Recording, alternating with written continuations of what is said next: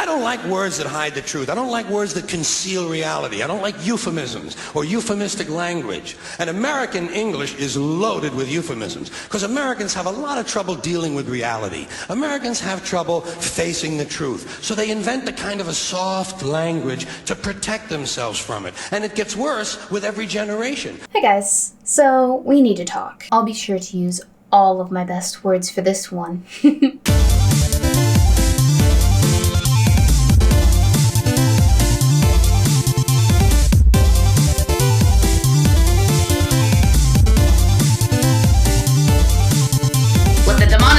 Process begin. So George Carlin already did this bit about soft language in his 1990s special, Doing It Again. Yes, it has been that long, I'm afraid, but in true 21st century Hollywood fashion, I've decided and seen fit to revive it and give it a modern spin, to the chagrin of a whole one person on Twitter who has nothing better to do than editorialize my tweets to his audience of only Twitter bots. Let's continue. So obviously, I'm being wildly unoriginal with my take on this. I do in fact think that concise language is best language, regardless of how soft it is or how hard it is. Doesn't really matter, just so long as you're not wasting my time with your jibber jabber. But a nod must be given to my man George, who's single-handedly responsible for powering all of New York City as he spins in his grave at 20,000 RPMs currently, which is a lot. At least he would be if he hadn't been cremated and his ashes scattered everywhere. You might just be inhaling George Carlin right now, ladies and gentlemen. Think about that, why don't you? Anyway, I'm sorry.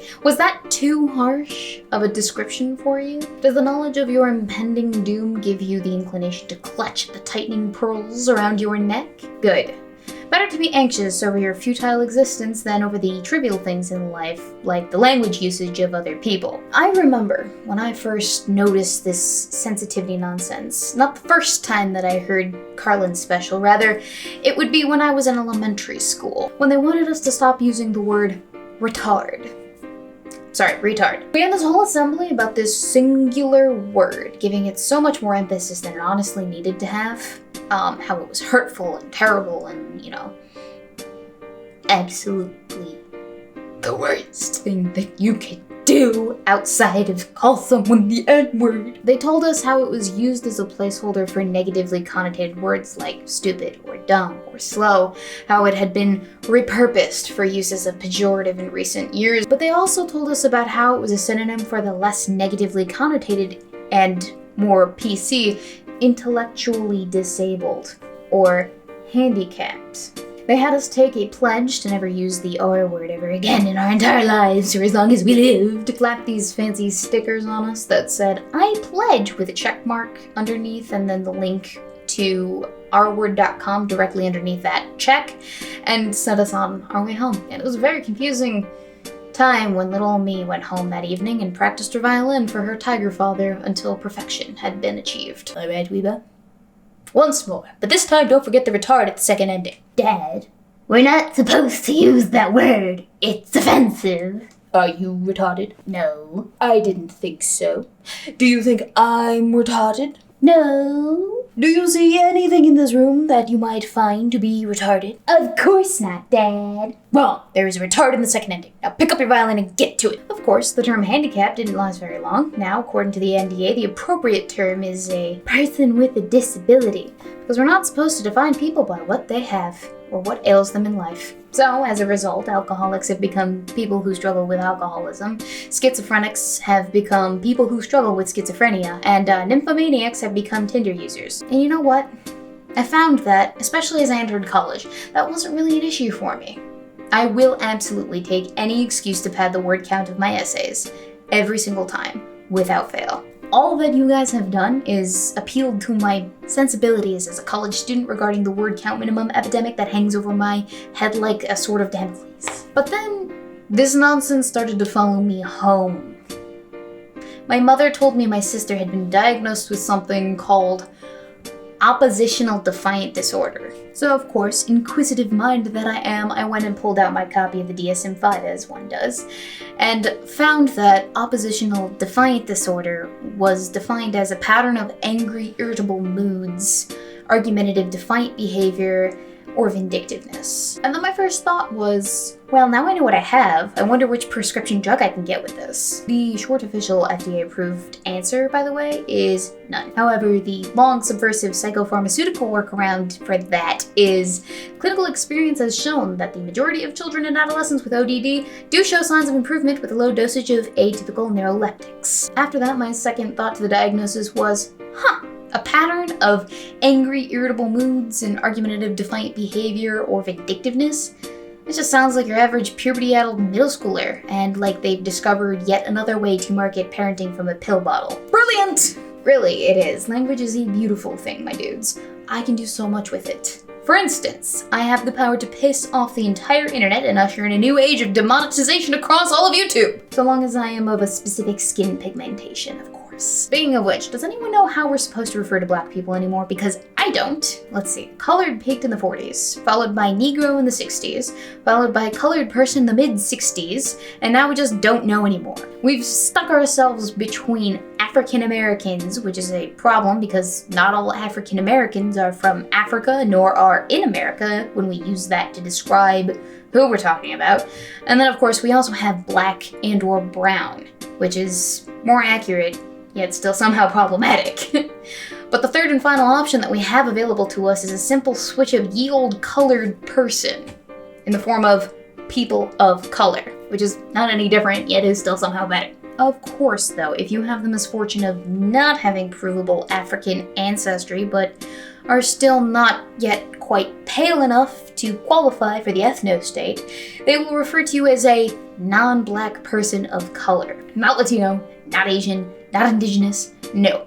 Non-black person of color. That's gotta piss y'all off so much, at least a little bit, please. And then, of course, because I brought them up in passing, let's discuss the Latinx problem. Because not only do we have to soften our language, we also have to degender it as well. Which, if you're not familiar with any of the Indo-European languages that are not English, this presents with a world of trouble, because we have everything from lamps to the chair that I am sat upon currently being gendered within the languages. So good luck. Maybe no one should tell the non-binary identifying people of transgenderism community about this little factoid, perhaps. Thank you. But it gets worse. Guys is a simple term. It could mean boys, or if you're modern, hip, it means people. At first glance, guys seems inviting, friendly, maybe warm, even comedic at times. But it, like many male default terms, should not be normalized as an all-encompassing phrase, innocent as it may seem. Remember when you guys was deemed to be non-inclusive, lazy, inconsiderate, downright offensive to women and gender non-conforming people of trans? But when you stop valuing the personhood and visibility of individuals, you make it easier to dehumanize them on a macro scale, minimizing his, her, its, their right to respect and equality. All that from a 4-letter word. No wonder we've added so many extra syllables and letters to the everyday lexicon of vernacular acceptability. Don't even get me started on the LGBT plus never-ending acronym plight that exists. I've done that joke like 3 times already, and Hunter Avalon has thoroughly seen to it beaten well past pulp status. So we're good. It's done. It's been played out. Cut it out. Goddamn communication majors, I swear to God. You know, that's exactly who's responsible for all this nonsense. Sitting around thinking about the uses of language with such attention to detail in the noises coming from the food hole connected to your face that they might just be autists themselves. Sorry, person of autistic inclination. So where do we go from here? Well, you guys, you know, the most natural thing to do about this rise in soft language is to mock it out of existence. And the easiest way to do this is with a little help from a psychological term referred to as reactance. If y'all want me to inconvenience my vernacular by expanding my lexicon, certainly I will do so. But you're not going to be enthused. So, when you, my audience, is using their inclusive ocular vision scopes and observation of internet web news entertainer ambassadors to archive speculative information jargon about the international perspective on substantive contextual hootenanny, be sure to functionally incorporate numerous quantum collectives of lexical idiom legalese so as to effectively perfunctuate the point of this hyperbolic exercise. Feel free to wrap your head spaghettis around that one, lads. Until next time.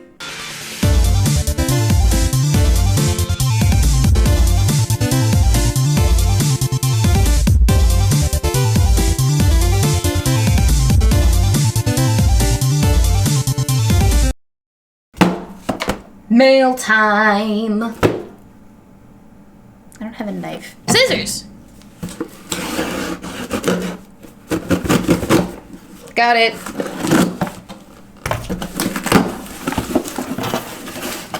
Ah, I didn't stab myself this time. Yay! Alright, so. From Rayce Jacobson. Hi Weebo, enjoy your gift. From Rayce Jacobson.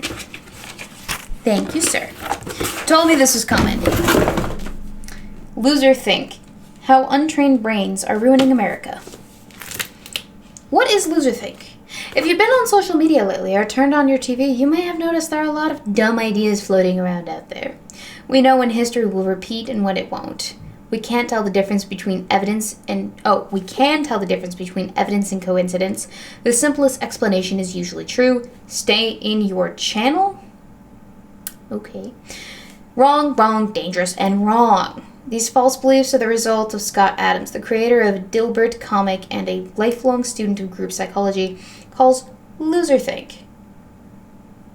Loser think is the epidemic of sneaky mental habits trapping its victims in their own bubbles of reality when the smartest and most educated among us can slip into its seductive grasp. I wish I could read. Even the smartest and most educated among us can slip into its seductive grasp. If we're not careful, loser think would have us believe that every Trump supporter is a bigoted, racist addict should be responsible for fixing the opioid epidemic. Any form of gun control is a slippery slope to full confiscation, and that your relationship fell apart simply because you chewed with your mouth open. This book will teach you how to spot and avoid loser think before it starts to influence you, and will give you scripts to respond with when it's being brandished against you, whether by well-intentioned friends, strangers, or the internet. Or, there's a backside. Political pundits. You'll learn the best defense against emotionally powerful but vacuous arguments and how to spot the underlying causes of loser think, like the inability to get ego out of your decisions, thinking with words instead of reasons, failing to imagine alternative explanations, and making too much of coincidences. Jesus, my ability to read lessens every day. Using his patented blend of humor and social satire along with candid examples of falling prey to loser think from his own past, Adams offers elegant and analytical frameworks for clear thinking, evoking the mental models of scientists, economists, entrepreneurs, and artists. Your bubble of reality doesn't have to be a prison. This book will show you how to break free and, what's more, to be among the most perspective and respected thinkers in every conversation. Sounds like a good read. Ooh. All right. I know what I'm doing over a Thanksgiving break. Assuming I don't have like 8 million things to do. I'll probably have 8 million things to do. Oh, bother. Anyway, toodaloo, ladies and gentlemen. Yeah, if you want to send me stuff in the mail, P.O. Box is in the description down below. So, have a happy holiday, kids.